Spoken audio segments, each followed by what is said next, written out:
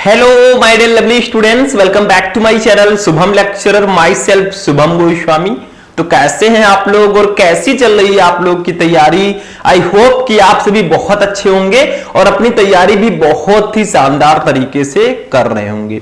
वैसे आज का ये वीडियो बहुत ही इंपॉर्टेंट है क्योंकि आज के इस क्लास में हम पढ़ेंगे क्लास 12 केमिस्ट्री का एक मोस्ट इंपॉर्टेंट टॉपिक। इस टॉपिक का नाम है मोललता। इसे इंग्लिश में हम लोग कहते हैं मोलैलिटी। तो स्टूडेंट, मोललता होता क्या है, इसका फॉर्मूला क्या होता है और मोललता से रिलेटेड जो न्यूमेरिकल आता है उसको कैसे सॉल्व करते हैं, ये सारी चीजें आज के इस वीडियो में मैं आपको बताऊंगा। तो ये क्लास बहुत ही ज्यादा इंपॉर्टेंट है आप सभी के लिए क्योंकि आपको पता है कि 12th केमिस्ट्री का जो चैप्टर 1 विलयन है, इस चैप्टर में मोललता भी पूछा जाता है और मोललता से रिलेटेड न्यूमेरिकल भी पूछा जाता है। तो आज हम मोललता टॉपिक का ऑपरेशन करेंगे, बस आप लोग साथ दीजिएगा थोड़ा, ठीक है? कैची वैची मुझे दे दीजिएगा, ऑपरेशन हम करेंगे। देखो, सबसे पहले हम लोग जानेंगे कि आखिर मोललता होता क्या है। एक मैंने आपको पढ़ाया है मोलरता, जिसको मोलैरिटी बोलते हैं, ठीक है? वो टॉपिक मैं आपको ऑलरेडी पढ़ा चुका हूं। अगर आपने नहीं देखा तो सर्च कर लो मोलरता क्या है, शुभम लेक्चर, आपको क्लास मिल जाएगा। तो आज हम मोललता को डिस्कस करेंगे, बहुत ही अच्छे से, बहुत ही इजी वे में हम डिस्कस करेंगे।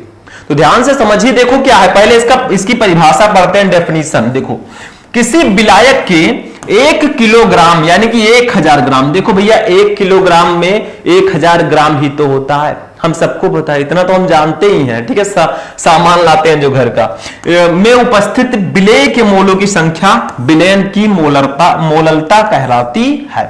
मतलब किसी विलायक के 1 किलोग्राम में उपस्थित विलेय के मोलों की संख्या विलयन की मोललता कहलाती है। अब आपको समझना क्या है इसमें, देखो ध्यान देना।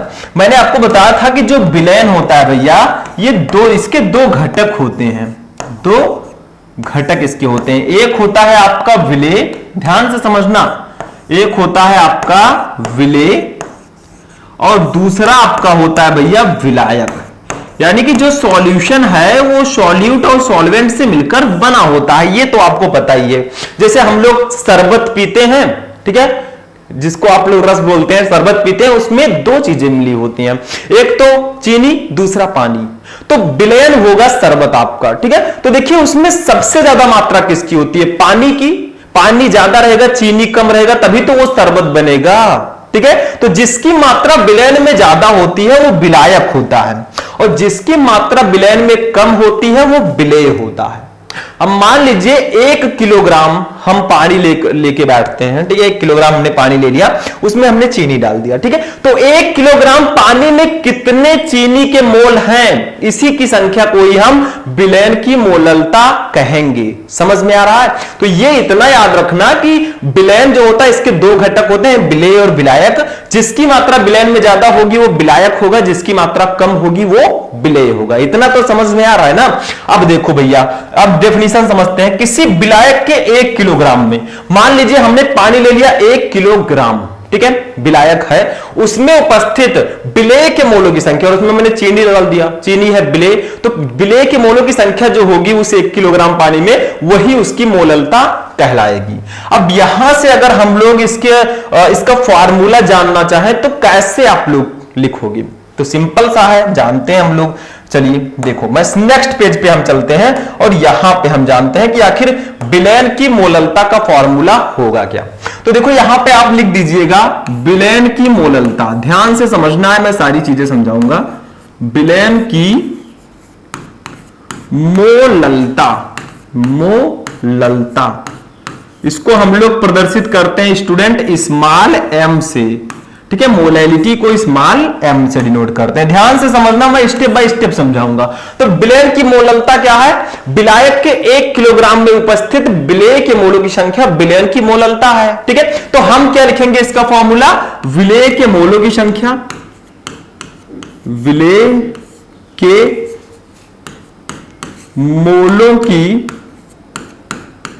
मोलों की संख्या, ठीक है, अपान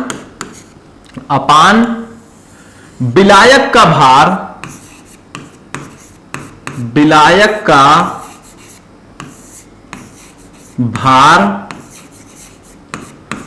किलोग्राम में, किसमें?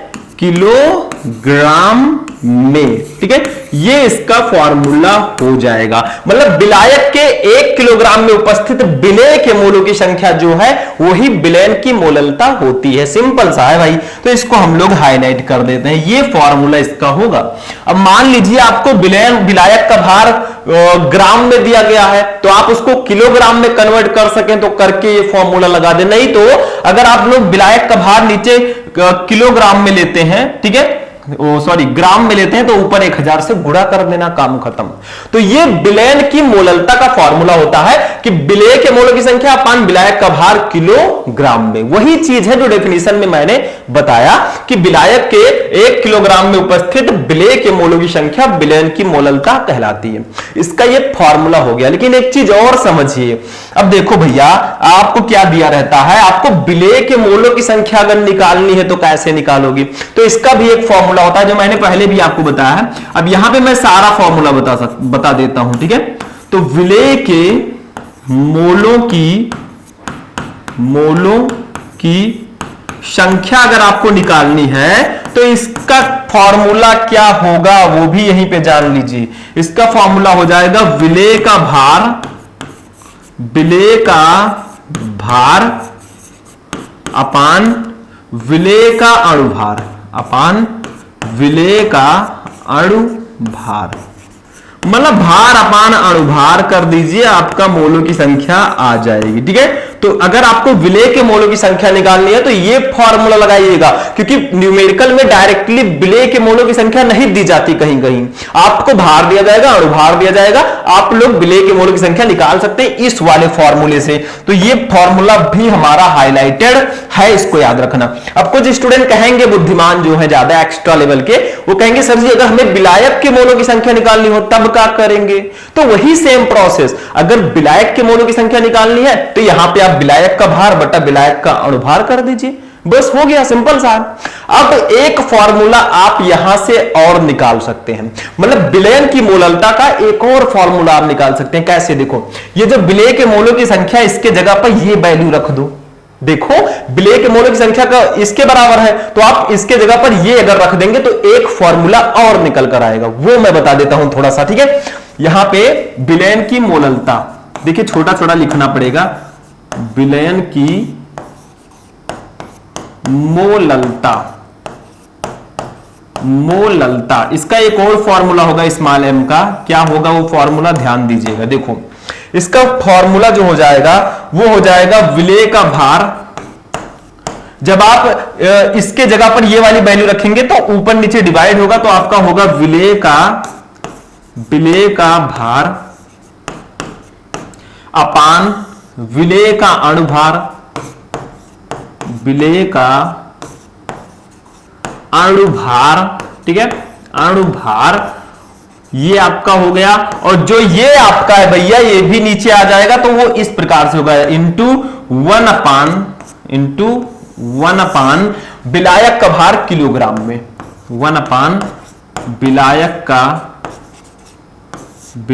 का भार किसमें? किलोग्राम में, किसमें? किलोग्राम में, ठीक है। ये दूसरा फॉर्मूला आपके निकल कर आ गया मेरे दोस्त, ये आपका दूसरा फॉर्मूला है मोललता का। ये देखो विलयन की मोललता का, मैंने किया कुछ नहीं है, इसके जगह पर ये वाली वैल्यू रख दी, ऊपर नीचे सब हो गया है, और यहां पे आपका एक नया फॉर्मूला निकल कर आया जो आपके सामने है। आप लोग इसको स्क्रीनशॉट लेना चाहे तो ले सकते हैं, मैं साइड हो जाता हूं, ठीक है, इस साइड चाहे जिस साइड, और अगर आप इसको नोट करना चाहे तो भी नोट कर सकते हैं, ठीक है। तो स्क्रीनशॉट आप लोगों ने ले लिया होगा, लेके भैया बाद में आप नोट कर लीजिएगा, हम आपको रोक नहीं रहे। तो विलयन की मोललता का फॉर्मूला होता है विलेय के मोलों की संख्या अपान विलायक का भार किलोग्राम में। अब आपसे पूछा जाए मेरे दोस्त कि विलयन की मोललता का मात्रक क्या होगा, इसकी इकाई क्या होगी, तो वो भी मैं बता देता हूं, आप लोग लिख लीजिएगा। देखो मोललता है, इसका फॉर्मूला है विलेय के मोलों की संख्या अपान विलायक का भार किलोग्राम में, तो इसका मात्रक क्या होगा? देखो विलेय के मोलों की संख्या का मात्रक मोल, और किलोग्राम ये आपका, तो मोल प्रति किलोग्राम, विलायक का भार जो है इसका मात्रक किलोग्राम, तो मोल प्रति किलोग्राम या मोल किलोग्राम इनवर्स भी आप लिख सकते हैं, ये इसका मात्रक होगा। तो मोल प्रति किलोग्राम भी लिख सकते हैं। ठीक है, तो अब हम लोग आगे चलेंगे, एक न्यूमेरिकल सॉल्व करेंगे, बहुत ही प्यारा सा। ठीक है, तो चलिए देखते हैं न्यूमेरिकल क्या है। अब चलिए मेरे प्यारे स्टूडेंट्स, हम लोग सॉल्व करते हैं न्यूमेरिकल को। तो ये रहा आपका क्वेश्चन आपके सामने। ठीक है, प्राइज 7 करोड़। देखो क्या है भैया, क्वेश्चन को ध्यान से समझना थोड़ा सा। क्वेश्चन समझ गए तो बहुत आसानी से कर लोगे, क्योंकि फॉर्मूला तो मैंने बता ही दिया है। मेन फॉर्मूला होता है, अगर आपको फॉर्मूलाज पता है you can solve very easily. ये न्यूमेरिकल बहुत आसानी से आप सॉल्व कर सकते हैं। देखो 14.625 ग्राम सोडियम क्लोराइड को 250 ग्राम जल में घोला गया, यानी कि विलेय किया गया। प्राप्त विलयन की मोललता ज्ञात कीजिए। अब भैया ये बताओ कि 14.625 ग्राम सोडियम क्लोराइड है और 250 ग्राम जल है, तो इसमें विलेय क्या है और विलायक क्या है, बता सकते हो आप लोग? बहुत इजी है, बताओ जल्दी से। देखो इसमें 14.625 ग्राम सोडियम क्लोराइड है, ये होगा विलेय, क्योंकि सिर्फ 14 ग्राम है, यानी कि लगभग 15 ग्राम। ठीक है, और ये 250 ग्राम जल है भैया, 250 ग्राम, तो ये विलायक होगा। ठीक है, समझ में आया? ये तो आपको पता चल गया, क्योंकि जिसकी मात्रा विलयन में कम होती है वो विलेय होता है। तो इसकी मात्रा कम है सिर्फ 14 ग्राम और इसकी मात्रा ज्यादा है 250 ग्राम, दैट्स द विलायक। ठीक है, तो इतना समझ में आया। एक चीज और ध्यान रखिएगा, देखो यहां पे एक चीज और दिया रहेगा आपके न्यूमेरिकल में, सोडियम का अणुभार 23 और क्लोरीन का अणुभार 35.5, ये ऐसे दिया रहेगा, शायद यहां पे प्रिंट नहीं है, बट इसको याद भी रखिएगा। ठीक है, तो अब हम लोग न्यूमेरिकल को सॉल्व करेंगे। ये हमें दिया गया है विलेय का भार, जो 14.625 ग्राम सोडियम क्लोराइड है, ये विलेय है, ये विलेय का भार है। ठीक है, जितना ग्राम दिया गया है, तो हम लोग यहां पे लिखेंगे विलेय का भार, विलेय का भार। ठीक है, ये हमें विलेय क्या है, सोडियम क्लोराइड। सोडियम क्लोराइड का फॉर्मूला देख लीजिए, NaCl होता है ये सोडियम क्लोराइड। ठीक है, इतना याद रखिएगा, ये विलेय आपका NaCl है, आप लिख भी सकते हैं। तो ये हमें दिया गया स्टूडेंट 14.625 ग्राम। ठीक है, समझ में आया? ये हमें दिया गया है। इसका अणुभार निकाल लो, विलेय का अणुभार कितना है, देखो ध्यान दो थोड़ा सा। विलेय का अणुभार, विलेय आपका है भैया NaCl, आप ऐसे लिख भी सकते हैं ब्रेकर में। ठीक है, ऊपर भी लिख सकते हैं NaCl का अणुभार, अणुभार।